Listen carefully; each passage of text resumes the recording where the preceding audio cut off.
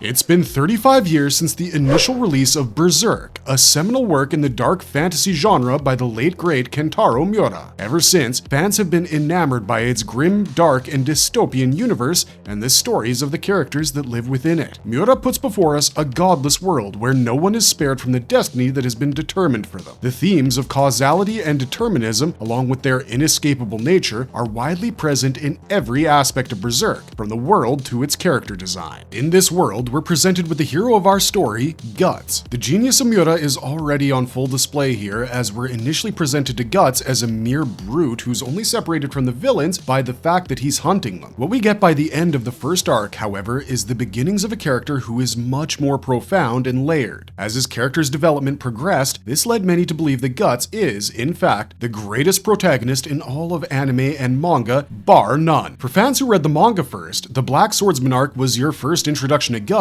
and it can be a bit disorienting to grasp the idea that such a character can be a protagonist at all. He's introduced to us with no background to his characters, which is one of the core tenets of writing a great character, let alone a good protagonist. This leaves the audience much more perplexed about his characterization as the hero of the story, because at the beginning, his actions are mostly nihilistic in nature. However, by the end of the Black Swordsman arc, and as we move into the Golden Age arc, we're given a much more fleshed out version of Guts. This retroactively grants us a much greater understanding of the character, goals, motivation, and history, making us appreciate him that much more. The audience is privy to the dark fate that awaits him and what the future holds for Guts, and it makes his character's development that much more impactful. An anti-hero is generally defined as someone who doesn't possess the qualities one would identify with the traditional perception of a hero. They often do things that end up being for the greater good, but their methods and personalities don't match the audience's notions of morality. There could not be a more apt description of Guts' character than an anti-hero. The beauty, however, lies in his evolution. Although he largely remains a bit of an anti-hero throughout the series, Miura has written him in such a way that you cannot define Guts as just an anti-hero. Whether you're looking to get into Berserk or are a grizzled veteran of the community, we welcome you to watch this video and join us as we explore the anatomy of its primary protagonist, the great sword-wielding, demon butt-kicking, part-time philanthropist, full-time destroyer, and the greatest avenger to exist in anime and manga, Guts.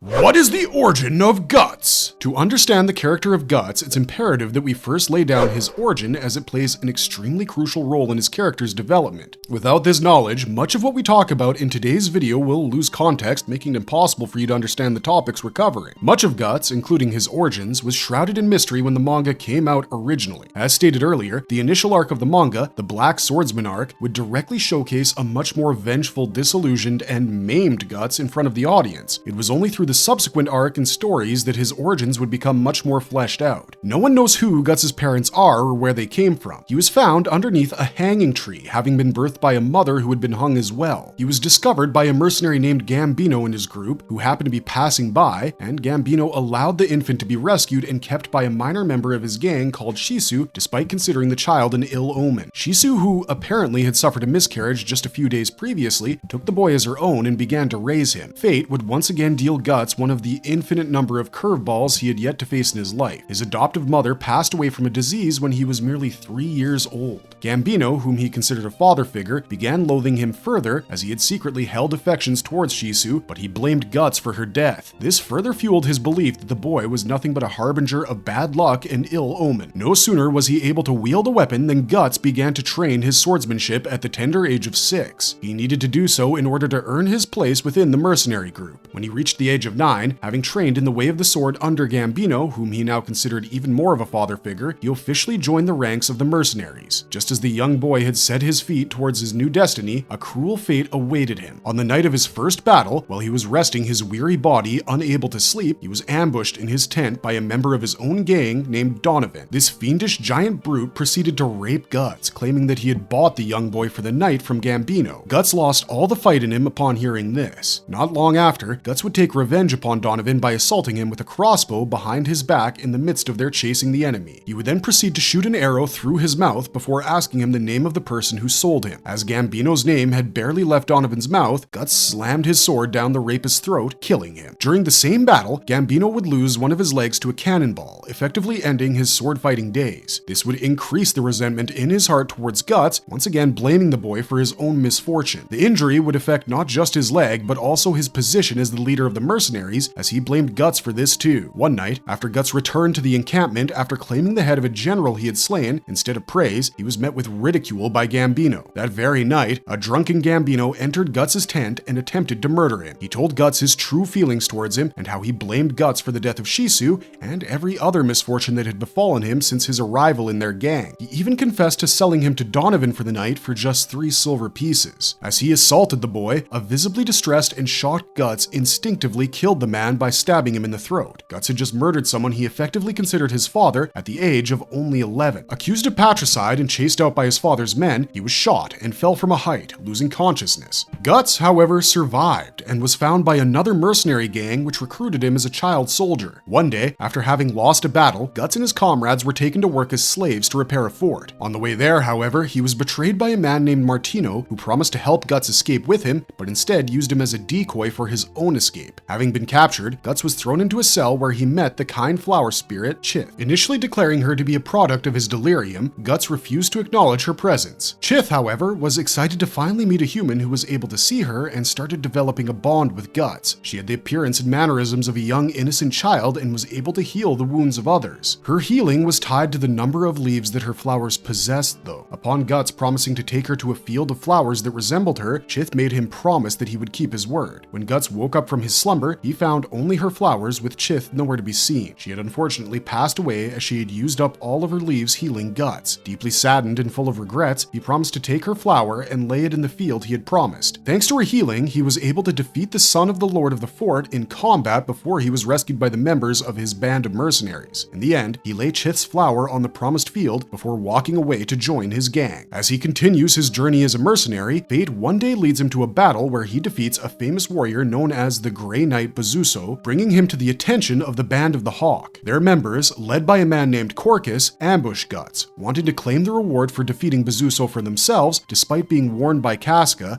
and they are easily defeated. Their leader asks Casca to help the group against Guts, which she reluctantly does, and despite putting up a fight, in the end she's bested. Just as Guts is about to land the final blow on Casca, the fight is interrupted by a mysterious young man with white hair wearing matching armor and a helmet shaped like a hawk. This would be his first fateful meeting with Griffith, who would go on to be his friend, idol, and ultimately his arch nemesis. Though at this time, Guts would have no idea about any of that. Griffith offers Guts a chance to join the Band of the Hawk. Guts turns down this offer and counters by saying that if Griffith were to defeat him, he would become Griffith's possession and join the Band of the Hawk. Griffith proceeds to whoop him in a sword fight, and Guts becomes one of his lieutenants. This is the beginning of the Golden Age arc, and it's the first place anime viewers in 1986 were introduced to Guts. What does Guts look like? The character concept and design of Guts went through a lot of different iterations before we got the iconic giant sword-wielding, square-jawed badass that we know today. In a market saturated with slender-bodied, pretty protagonists, Kentaro blew down the doors with his design for Guts, who was everything that these other characters weren't. Guts is already a giant of a man by the time he's 19 years old, and he's built like a tank, which is very realistic given the enemies he's up against and the giant sword that he needs to swing about. By no means is he unpleasant to look at, but he has that rough and hewn look that makes him look like the ultimate alpha male. Guts doesn't have an over-the-top stylized haircut, instead it's arranged in a spiked manner with a slight fringe falling in front. Before he gets hold of the Berserker armor, Guts is normally seen wearing armor inspired by different real-life armors from the medieval age. There's no extra frills or ornamental pieces on his armor, as every piece of it is designed so that he can actually utilize it during combat. During the Black Swordsman arc, Guts is seen wearing jet black leg guards made of plate along with shoulder guards of the same material. He wears a matching chest plate and a black cloak. He has a belt upon which he carries a row of knives, which we even get to see him use. Guts also has utility belts where he stores various other items and weapons like his miniature bombs. Ordinarily, we wouldn't mention a character's weaponry while discussing their appearance, but the Dragon Slayer's sword is as much a part of Guts' identity and character as his limbs. This giant sword is one of the most distinguishing features Guts has, hence why we wanted to mention it here. Guts is also blind in his right eye, as it was destroyed by an apostle during the fifth eclipse when he was pinned down by the demon while attempting to rush at Griffith. He also lost his left arm during the same instant when he was bitten by an apostle, so he voluntarily chopped it off to escape from its jaws. Now, in its place, he has a prosthetic arm, which also doubles as an arm cannon and a mount for his crossbow. It's well documented that Kentaro Miura drew inspiration from Arnold Schwarzenegger's portrayal of Conan, created by Robert E. Howard. The similarities are quite evident once you look at both characters. There are also some stark similarities between the character design of Guts and Gwyn from the Gwyn saga by Kaoru Kurimoto, from whom Miura also derived inspiration for Guts' design. He also took inspiration from the manga Cobra and its titular character by Buichi Terasawa, and Dororo by Osamu Tezuka regarding Guts' prosthetic arm and the weapons attachments it has. Guts' appearance fits right into this dystopian world and reflects his unabashed, no-nonsense nature to perfection. Kentaro Miura apparently said it felt like he really nailed it when he finalized Guts' design, and we couldn't agree more.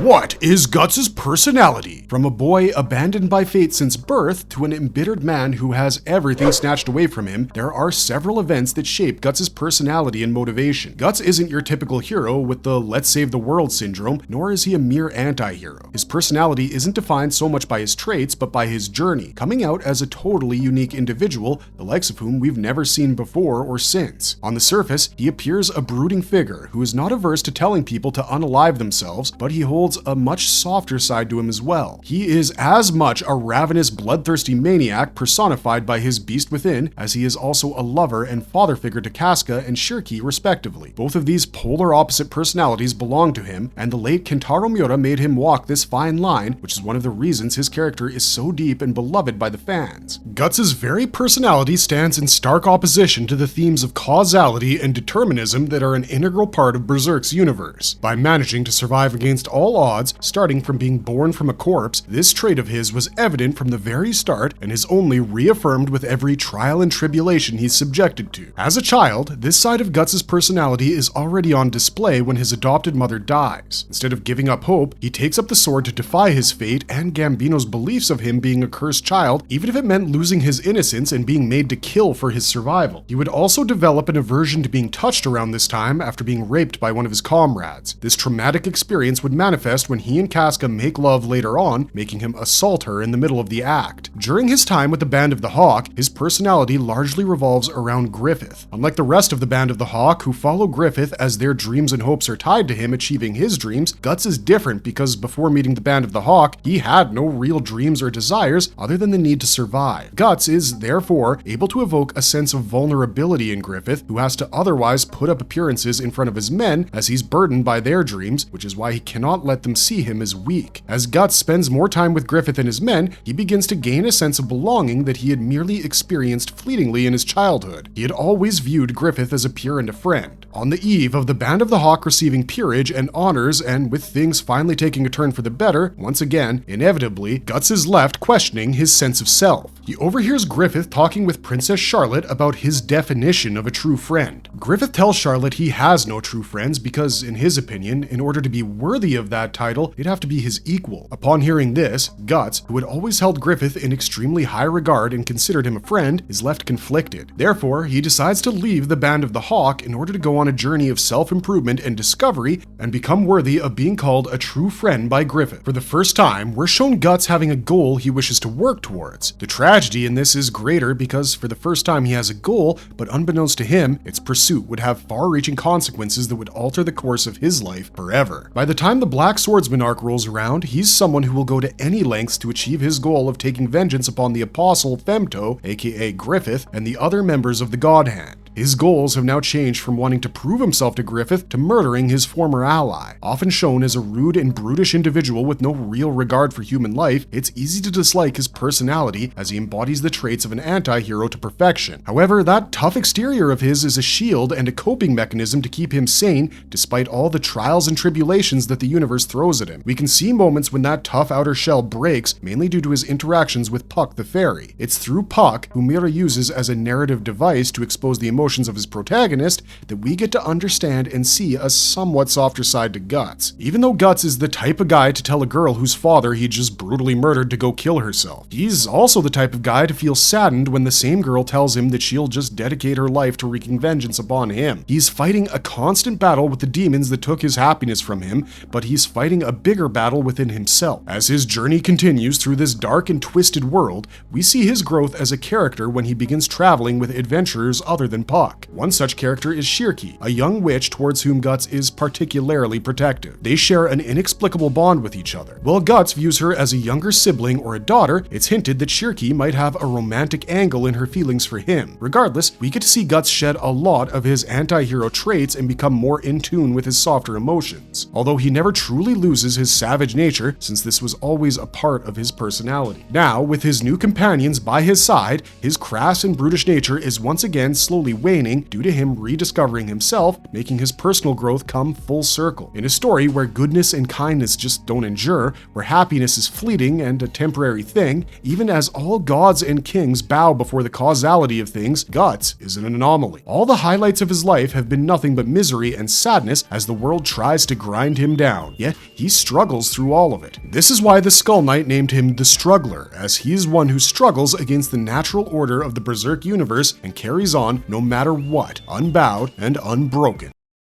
What equipment and armaments does he have? Guts has a plethora of equipment to aid him in his demon hunting ways. There are weapons and equipment he carries that provide him with an edge in both long-range and glorious melee combat. They are as follows.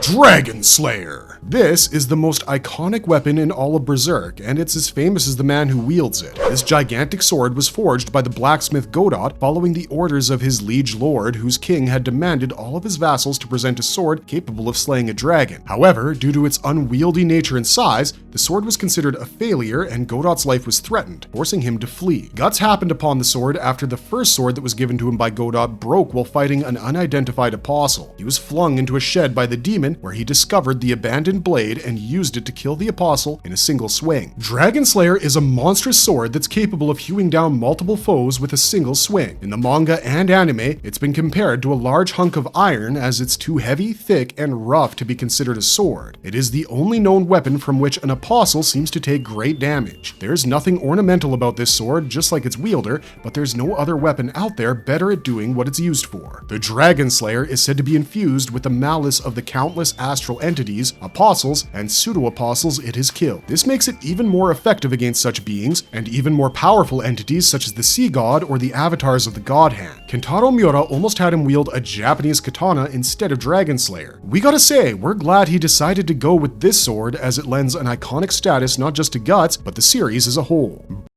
Berserker Armor. The Berserker Armor, as the name suggests, puts its users in a berserker state, making them immune to pain, fear, and enhancing their physical attributes beyond their body's ordinary limits. It suppresses the psychological limitations that the mind puts on the body so that the muscles and joints are not stressed beyond their intended use. It removes the brain's ability to recognize pain, allowing the person donning the armor to plow through the extreme stress they put on their body. They're filled with furious bloodlust, which is further amplified by increasing the negative emotions like anger and hate to make them stay in that berserk mode longer. This grants the wearer enhanced speed, strength, and other physical attributes, making them capable of going toe-to-toe with beings like the apostles with ease. The armor is also capable of temporarily stabilizing even crippling injuries by inserting itself between the broken body parts, restoring their functionality as seen with Guts' broken arm. It's also capable of repairing itself from any damage it takes. There are drawbacks to using this armor, as over-reliance on it can damage the user both psychologically and physically. Guts can lose himself to his inner beast permanently, as the armor is fueled by negative emotions like rage, bloodlust, and malice. Even though the armor does repair his wounds, constantly doing so would no doubt leave irreparable harm to his body. He also needs the help of his allies, primarily Shirky and the Moonlight Boy, to free or stabilize his mind when it's threatened with being overtaken by the armor. The Berserker Armor is made out of black metal and was forged by a dwarven blacksmith called Hanar. It was originally worn by the Skull Knight, who then passed the armor down to his friend, the witch Flora, who kept it until it was handed down to Guts. Arm-Mounted Repeater Crossbow. The Arm-Mounted Repeater Crossbow is a creation of the blacksmith Godot, which Guts uses to devastating effect in his battle against the demonic hordes. First, you load a magazine into the crossbow, and then it unleashes a torrent of arrows by simply turning a crank. This is especially useful when fighting a large group of enemies, as it gives Guts a much more efficient and deadly ranged option to deal with these types of threats. Guts uses it by loading it onto his mechanical arm before firing. It's one of his go-to weapons before he receives the Berserker Armor. His reliance on it drastically drops after he acquires said powerful armor.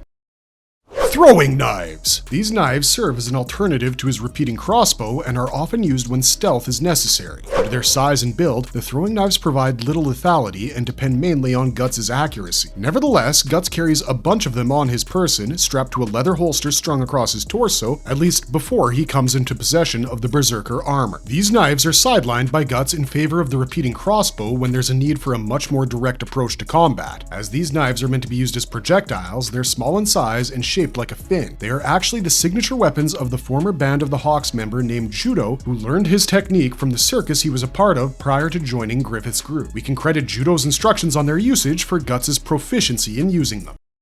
Miniature bombs. These are exactly what they sound like. Tiny explosives that Guts uses to deal a lot of damage to his foes. They're spherical in shape with spikes on them resembling old sea mines, and they were developed by Rickert before he gave them to Guts. What makes them deadly, other than their explosive nature, is their portability. It allows Guts to carry a pouch full of them, making him ready to baptize his enemy with fire at any time. All he needs to do is light it up, throw it at his problems, and wait 3 seconds before they don't exist anymore. These add another level of versatility to his arsenal. Prosthetic arm and arm cannon. The arm cannon is another one of Rickert's inventions and Guts' preferred secondary weapon. It's quite literally a miniature cannon that is attached to Guts' prosthetic left arm. He uses a special ramrod to load the ammunition into the cannon and fires it like you would an ordinary cannon or matchlock-styled firearm. When not in use, this arm also doubles as his left arm, though he's not able to use his fingers. However, when he uses the Berserker Armor, he's seen being able to use his arms fully. Though the weapon has served Guts well by not just devastating his foes, but also saving his skin many times by doing so, the drawback is that it can be rather cumbersome to use, as he is not able to fully maneuver this arm unless, once again, he's donned the Berserker Armor. He can also use this arm to shield himself from attacks due to it being made of metal. The arm is also magnetized to assist him in wielding the Dragon Slayer. Although he still prefers his repeating crossbow for multiple targets or prolonged encounters, the arm cannon was made by Rickert using odds and scraps he found in Godot's workshop and given to Guts as a farewell gift before he embarked on his demon hunting journey. Weaknesses. One of the reasons that Guts is such an iconic character is that his weaknesses only continue to enhance his character further. It adds another layer to him, making his triumphs even more fulfilling, as he's not just fighting against the adversary, but his own shortcomings as well. His weaknesses only further cement his status as the struggler because, despite these handicaps, he continues to plow forward, defying fate and his very own conflicting natures. As such, these are a couple of weaknesses that stand out when it comes to Guts. The Brand of Sacrifice. The Brand of Sacrifice is seared onto the bodies of individuals chosen to be sacrificed in a ritual for the creation of an apostle or a member of the God Hand. The brand is usually given to individuals who are loved ones or have some sort of empathic connection with the ones seeking to ascend. This isn't always the case, as the egg of the perfect world is an apostle who had no one he loved and could sacrifice, but became an apostle regardless. Guts and Casca are the only 2 known survivors of this brand because they were rescued by the Skull Knight during the events of the 5th eclipse. Those who bear the Brand of Sacrifice walk the interstice between the astral world and the physical realm. As such, they attract fell and evil creatures such as restless spirits, undead, and ghouls, mostly during nightfall. Guts has to continuously fend off these evil entities on an almost nightly basis. The Brand of Sacrifice also reacts to their presence by bleeding and causing pain. Against ordinary spirits and apostles, there is only a small trickle of blood along with pain that Guts can easily endure. However, this changes in the presence of a member of the God Hand, as Guts is subjected to crippling pain and the blood from his brand comes out in huge gushes instead of a trickle. This makes it next to impossible for him to even fight the true objective of his quest, Femto, as the brand is a major handicap placed upon him by an opponent who is already very overpowered. The effects of the brand can be temporarily nullified by the witches Flora and Shirki by placing a seal on it.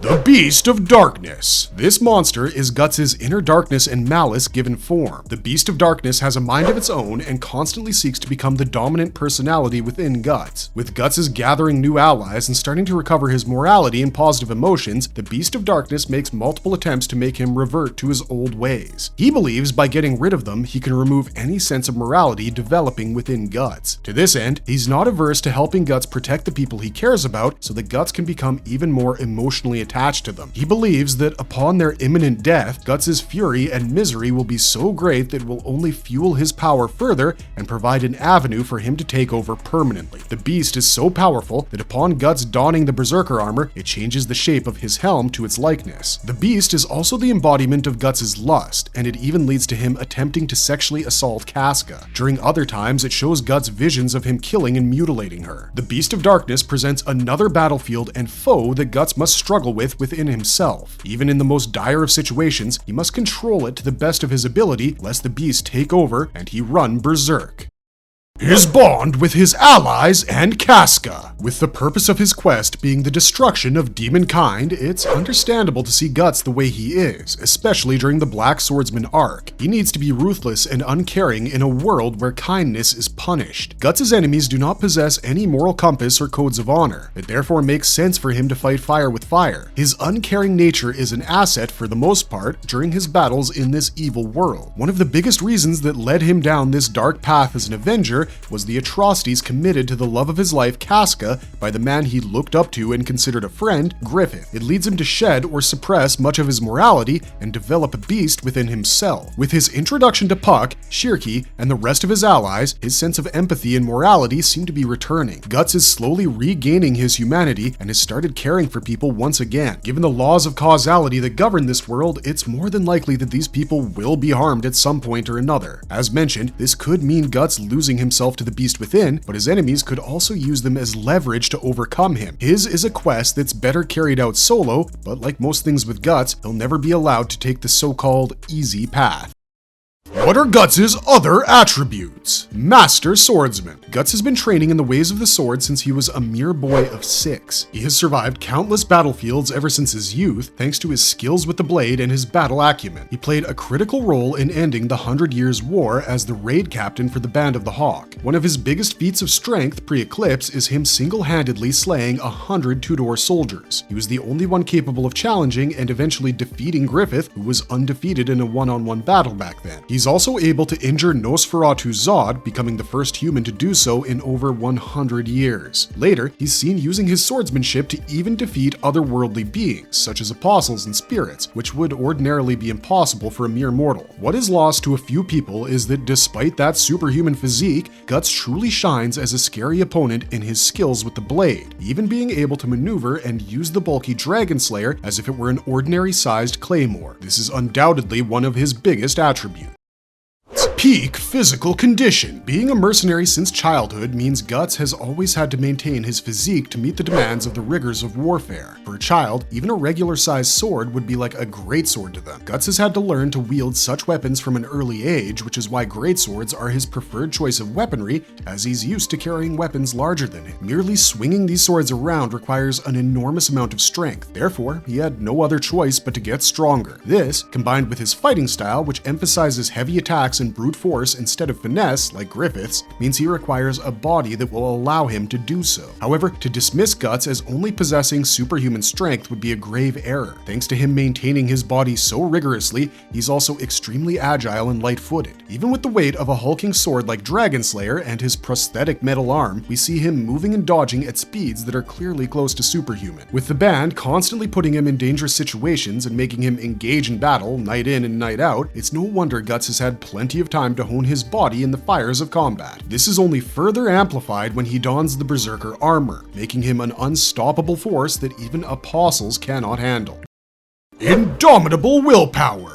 Guts has been faced with incredible adversity since the moment of his birth, so perhaps his greatest attribute is his unwavering willpower. A lesser mortal in this grim dark world, having faced the things Guts has, would probably have been driven insane or lost their life already. From being sexually assaulted to having his best friend betray him, this man has lost everything to the causality that governs this world, yet it is defied by him through his mere existence. The insane willpower required to fight the hordes of demons and spirits on a nightly basis and the beast within himself while trying to go up against the relentless onslaught of destiny is astounding. His weapons may get destroyed and his body may give up, but Guts' indomitable willpower will never break. It is this will that has given him the strength to hone his skills to the point where they appear superhuman despite him not having any innate superhuman abilities.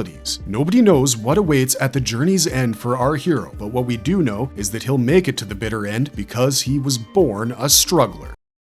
Marvelous verdict! With the untimely and sad demise of Kentaro Miura, it's hard to know what lies in wait for Guts and how his journey is going to end. The mantle of finishing the series is going to be taken up by his close friend, Kujimori, who is apparently the only person to whom Miura-sensei told the entirety of Berserk's story. With Guts, Miura created a hero who is a testament to the will of all humanity and its desire to push past adversity, stand against all odds, and defy even the gods and demons. He has no overpowered abilities or skills to depend on to win battles like most protagonists in a fantasy setting, especially in an anime or manga. Guts also represents the potential of mankind to push themselves to the extreme limits of what is humanly possible in pursuit of their goal. There are many great protagonists out there, but even among them, only a select few ever attain immortality in the audience's hearts and minds. Guts is definitely one of these immortal characters who has inspired and will continue to inspire generations of fans and creators, probably for the rest of time. There have been a ton of characters since his inception that have paid homage to him or just tried to rip him off, but none have been truly able to replicate his influence. It's hard to imagine Berserk without Guts in it. The very thought is sacrilege and deserves a brand of sacrifice. We hope you enjoyed the video. Thanks for sticking with us until the very end. Do let us know if you have any more information regarding Guts that you'd like to share,